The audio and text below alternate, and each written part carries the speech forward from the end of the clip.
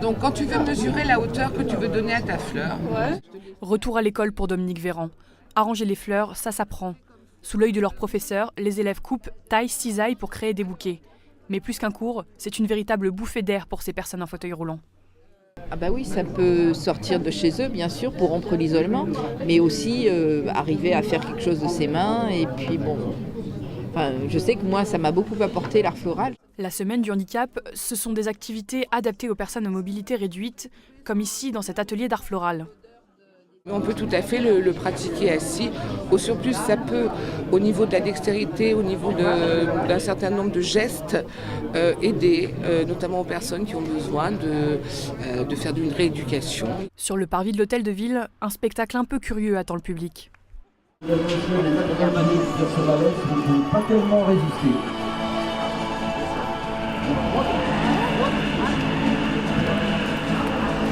Ces gros chiens, ce sont des Terre-Neuve. Ces canidés sauveteurs, spécialisés dans le tir à l'eau, aident les personnes à mobilité réduite à se baigner en toute sécurité. Si en l'espace d'un instant, nous, ça va nous prendre une matinée ou une journée, mais si en l'espace d'un instant, on peut leur apporter un peu de bonheur, pour qu'ils se sentent en l'espace d'un instant comme tout le monde, ça avec grand plaisir et beaucoup de joie.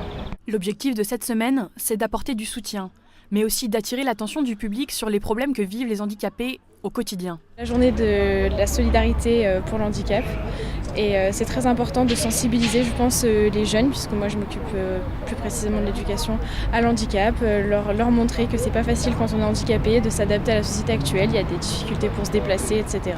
Avec 800 € de pension d'invalidité par mois, beaucoup vivent en dessous du seuil de pauvreté. C'est pourquoi aujourd'hui, l'UNESCO remet des déambulateurs et des fauteuils. Ce fauteuil va servir à 2 personnes défavorisées qui n'ont pas droit ni à la sécurité sociale, ni à pouvoir changer plusieurs fois leur matériel. Voilà. Il sera remis dans la semaine avec les adjointes et notre responsable des relations publiques à ces personnes. Mélanger valide et non valide permet de faire évoluer le regard sur les handicapés. Ça permet aux lecteurs, aux autres personnes, de dire tiens, un handicapé, ça n'est pas une personne qui peut être assistée, c'est quelque chose que c'est aussi quelqu'un qui a à offrir, qui apporte une valeur ajoutée à la société. Malgré des efforts de la part des collectivités, de nombreux progrès restent à faire pour que les personnes à mobilité réduite soient enfin sur un pied d'égalité.